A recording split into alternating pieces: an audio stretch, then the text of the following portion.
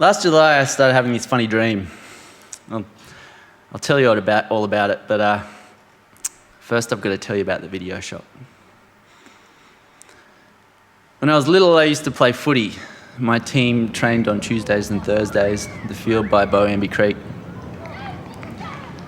I can still remember the smell of trodden grass and the feeling of cold air on my cheeks. It was Dad's job to pick us up from the footy field. But he didn't always take us straight home.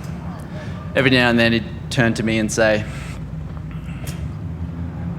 "Listen, mate, I've got to stop into the pub for a bit and see a bloke. I'll only be half an hour." I didn't mind at all. I actually quite liked it because Dad had given me $2 for a drink.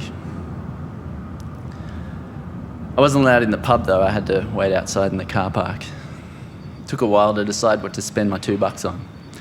Usually, I'd buy a can of yellow fizzy drink from the chicken shop next to the pub.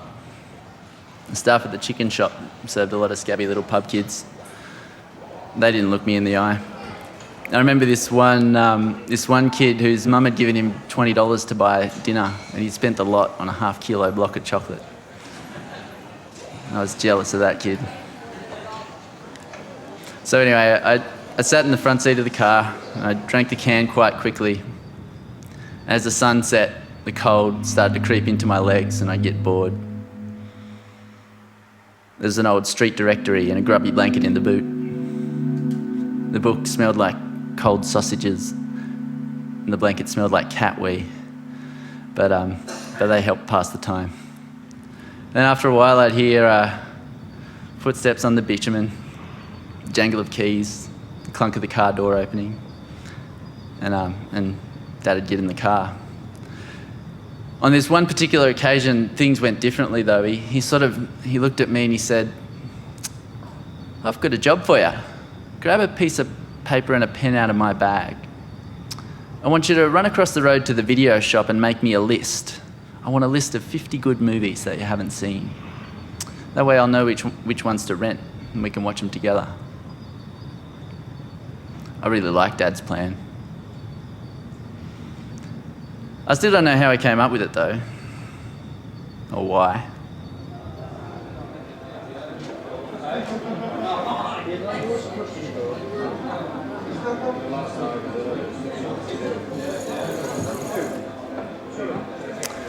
I really loved the video shop.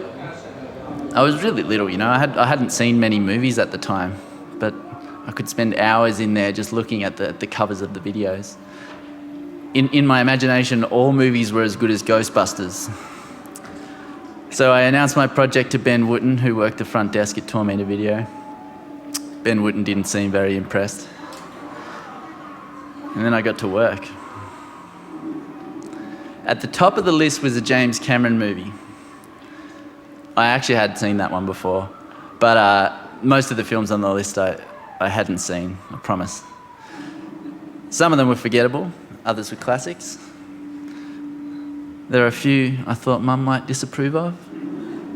And I picked a few just because they had funny shaped boxes. And I even threw in one that I thought Dad would like. To this day, the list remains one of the coolest projects I've ever been given. I was curating 6 months of Sunday afternoons with the old man. I loved stories that came in a plastic box. Dad liked his, carried on an old bloke's breath. So anyway, I finished the list. I realised I'd been at Toormina Video for well over an hour and I just left. I didn't even hire a video. And then I did something I'd never done before. The smell inside the pub was really unfamiliar to me. Now I realise that it's the same as the smell inside any pub, but I can still remember that one. I found Dad sitting at a table with a bunch of strange men. They looked me in the eye. I didn't really have to say anything. Dad knew.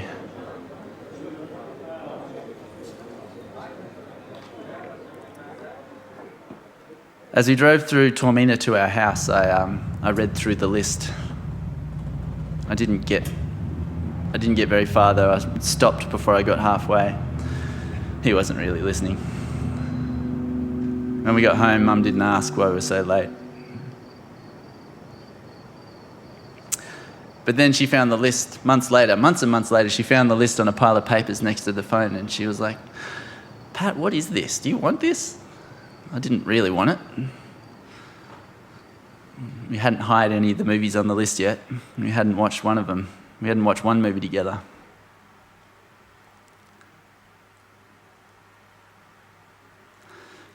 So a month after that, Dad fell off a stool at a footy club barbecue. 2 months after that, he taught me how to make curried sausages. Secret is to boil the sausages first. 38 months after that, he fell asleep next to the heater and burned his leg.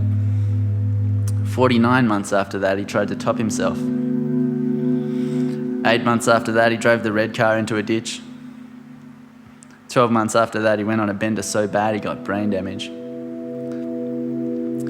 5 months after that, he was transferred from hospital to a nursing home.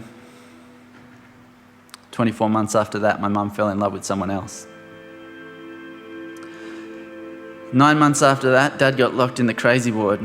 He didn't get locked in there because he was particularly crazy. He got locked in because he kept smuggling goon bags into his room.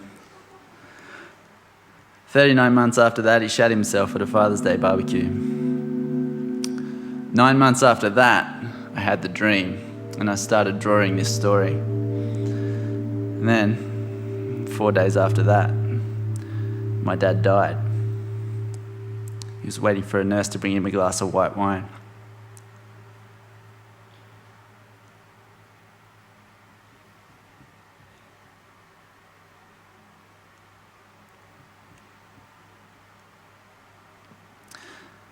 So I had about 6 pages of the comic drawn before that night.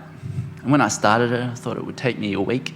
It was this kind of throwaway story about a dream. But then the phone rang and the story became something else. The old bloke's gone, but the dream's still with me, and I've got to figure out how to finish the story.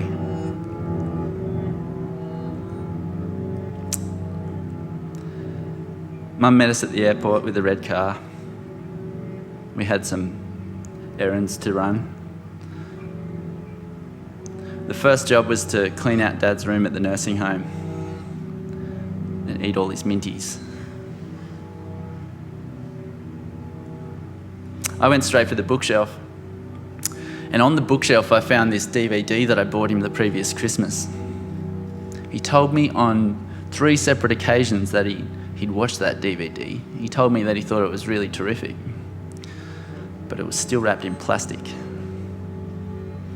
I really loved that DVD. I was kind of hoping he'd love it as much as I did. Mum said he didn't even know how to work the DVD player.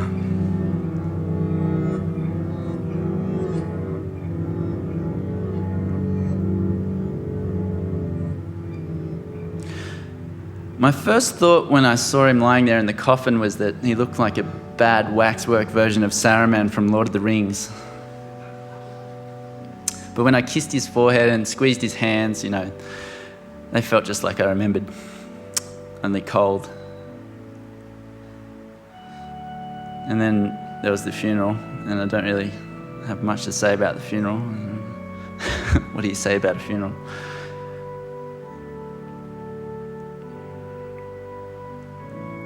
I drank whiskey at the wake.